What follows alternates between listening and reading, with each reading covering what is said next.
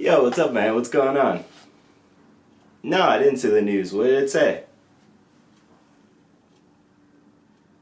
Giannis re-signed with the Bucks? For the 5-year supermax?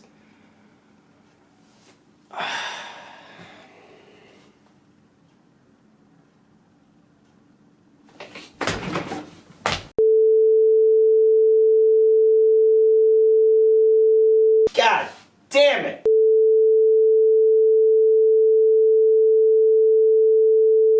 I want to take this time now to officially lay to rest something that has been dear to my heart for around a year now.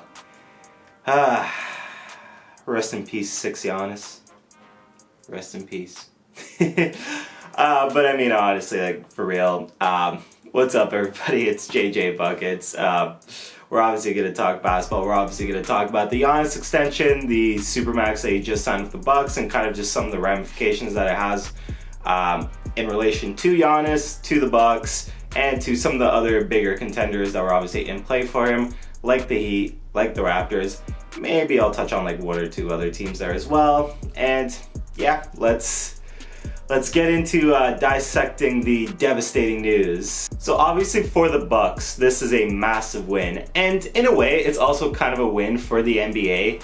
They just showed that the Supermax option is a viable way of kind of helping these small market teams retain their stars, because, you know, you've seen it with Damian Lillard before, which is cool because, I mean, like, Damian Lillard is a superstar. Obviously, he's a little bit closer to the end of the top 10 than he is like to the, you know, front of the top 10 list when it comes to the best players in basketball. But right now, like, this is huge for the NBA, and obviously huge for the Bucks, but it's huge for the NBA because they just showed to all the other small market teams that never feel like they can be competitive in the NBA, which has largely been a big market type of league, you know, with teams like the Lakers, the Celtics, so on and so forth, dominating regularly. You just showed them that it is possible to retain your superstars, because the Bucks just did it, right? Giannis, who's probably one of the 3 best players in the game right now, and probably on his way to being the best player in the game at some point in his career if he doesn't get supplanted by Luka Doncic.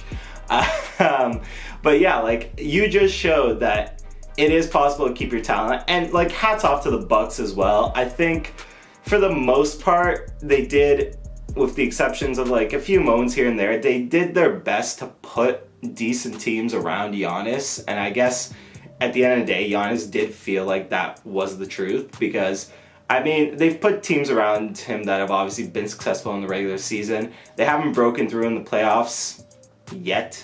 Maybe they will in the future. Maybe they won't. I'm gonna get into that, but anyways.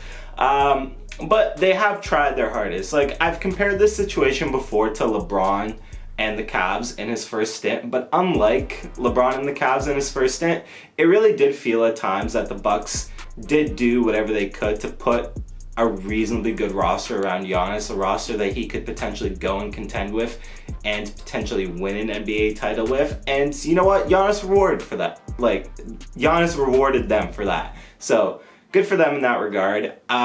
Going forward, I do kind of question whether or not the Bucks do legitimately pose themselves as a championship team. Even adding Jrue Holiday into the mix, I mean, I like Jrue a lot. I think he's a very underrated player in the NBA. But my problem is, and it's funny because you look at it now, like with the James Harden stuff going on, they used a haul of just assets that they threw at getting Jrue Holiday on the team that honestly probably could have been used or put to better use to get somebody like James Harden. Obviously, they could have never had the foresight that Harden was going to want out of Houston. But with that being said, I mean, they've done what they could. They've put decent teams around Giannis. They are continuing to put a relatively good team around Giannis that may be able to win a championship. Who knows? So, hats off to the Bucks. This is a big win for them. This is a big win for the NBA. I don't know if it's a big win for Giannis, but it's one of those things where only time will tell when it comes to him, right? Let's talk about the Miami Heat next. They were obviously, along with the Raptors, maybe the Mavericks, and a couple of other teams, they were probably one of the biggest contenders in the potential Giannis sweepstakes, or at least they felt like it. And I mean, honestly, there was good reason to think they were. So with the Heat, I think to an extent this might make them a little bit aggressive when it comes to the trade front. Obviously, on top of being contenders for Giannis, the Heat have also been one of the prime trade candidates for potentially going after James Harden. And I feel like, with the Giannis news, this might actually make them more aggressive when it comes to the Harden sweepstakes. I think James Harden is obviously a superstar talent. I've talked about that before. I think he can really put some of these teams that are linked to him over the top, especially in the Eastern Conference. So I do think Miami is going to be a team that could potentially get more aggressive in that sweepstakes. They obviously have some decent assets to give up in a potential Harden trade. And to whatever Miami fans are sitting out there and saying the ridiculous stuff that I've seen on NBA Twitter and other such, like, yeah, let's be clear about this, Tyler Herro's untouchable. Bro, you were telling me Tyler Herro is going to be so good that you would deem him untouchable in a trade for a top 5 talent in the league? It's ridiculous. So those Miami Heat fans, stop it. Just stop it. If you have a chance to go get James Harden, you are giving up Tyler Herro, you are giving up Duncan Robinson, you are giving up whoever you need to get James Harden. And it's funny because I think one of the best tweets that I saw to summarize this situation is just like Miami fans are like, oh no, you're losing 2 of the best shooters in the league. And, gaining one of the best 3-point shooters, obviously. He's not quite in that top tier, but he is one of the best shooters of all time. Next up is the big one, right? For anybody that follows this channel, I'm going to assume most of you are probably Raptors fans. So where do the Raptors go from here?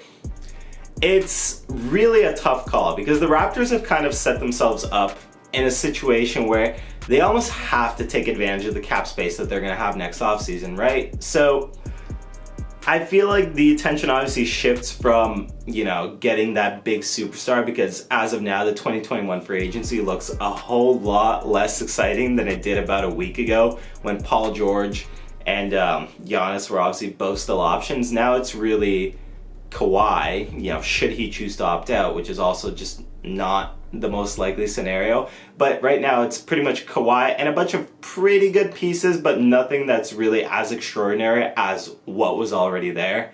So it's tough to quite figure out where the Raptors go from here. But if there's one thing that I have noticed with the Raptors is they always have a backup plan, or they always have a contingency plan, right?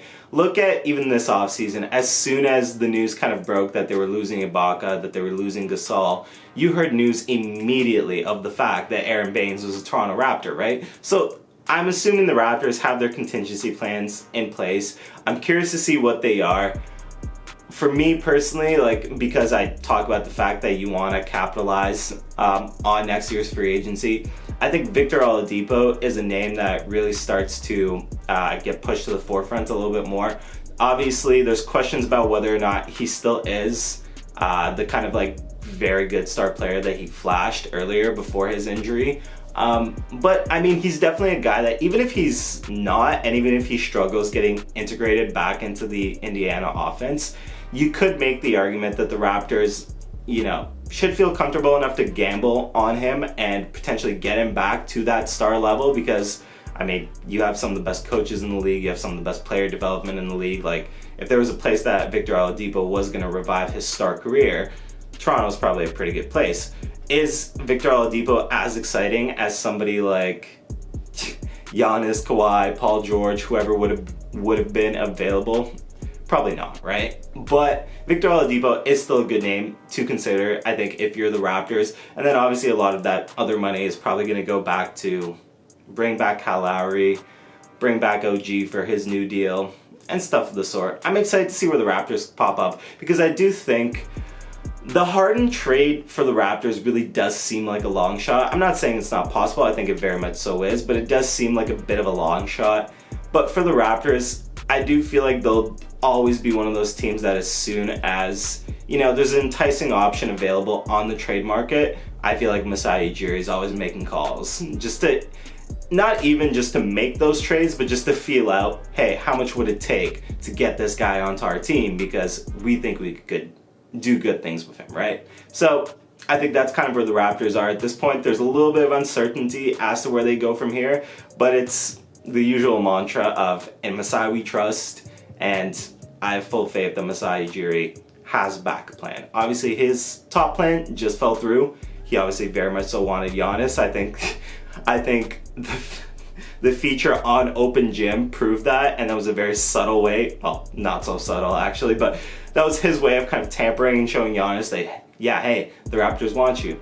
Now it's not an option anymore, so I'm assuming he's gonna go to plan B. And then obviously, just to do a quick rundown on some of the other teams, the Warriors were a name thrown around with Giannis a lot, but not really a situation that really made a lot of sense to me given the age of that championship core. Like, yeah, you know what, like you still have the remnants of the championship teams that the Warriors have had, but at the same time, like, Steph is getting up there in age, Clay is getting up there in age, Draymond's getting up there in age, so it never really made sense as a destination to me, as much as, you know, it obviously did to Warriors fans and even some other NBA fans. When it comes to the Mavericks, who are another team really in the Giannis sweepstakes, I don't really feel like they're losing out on here that much. Like, yeah, don't get me wrong, pairing Luka Doncic potentially with Giannis would have definitely created, like, it would have created a dynasty. Let's be completely honest there.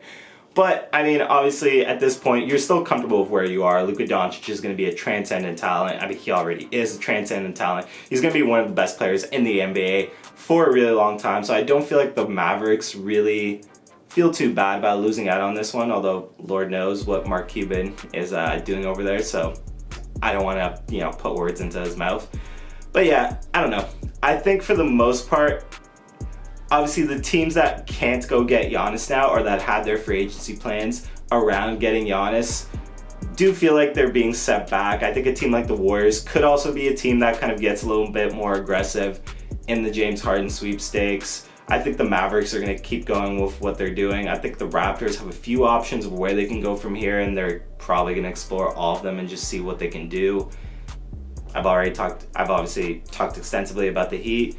So yeah, it's one of those things where, on one hand, obviously on the personal note of being a Raptors fan, it sucks because, you know, as much of the fact that it was kind of a pipe dream to get Giannis, you could really feel like there was a realistic path to getting Giannis here, which kind of made most Raptors fans, I would assume, like myself, pretty excited about that potential. But at the same time, on the grand scale of things, I think it's actually really cool to see a small market franchise retain their top 5 player in the league, because I just think it really shows that, yeah, while sometimes the competitive balance between these big and small market teams in the NBA is up for debate and is easily open to questioning, there are times like this with the Bucks that show you, if you're a small market franchise and you manage to treat your star good enough, he's not just gonna up and leave you the first chance that he gets, right? And yeah, I think that just more or less does it for me today.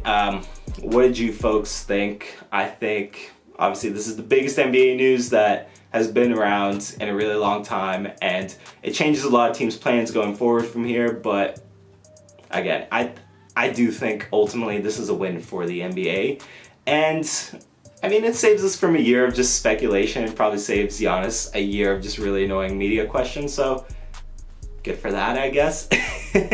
I don't know. Comment below, let me know what you think about Giannis re-signing with the Bucks. Who do you think are the biggest winners in this whole situation? Who do you think are the biggest losers in this whole situation? Let me know in the comment section below. Like the video, subscribe to the channel if you're on YouTube, share it if you can. Obviously, all greatly appreciated. I love just some of the growth that I've seen for this channel, and I thank every one of you that consistently comes back here and likes these videos, watches them, obviously shares them with your you share them with your friends. All of that, always greatly appreciated. And yeah, other than that, folks, I am out for the day, and I'm gonna go cry because Giannis will no longer be a Raptor. Reading Rainbow, reading Rainbow. Set phasers to love me.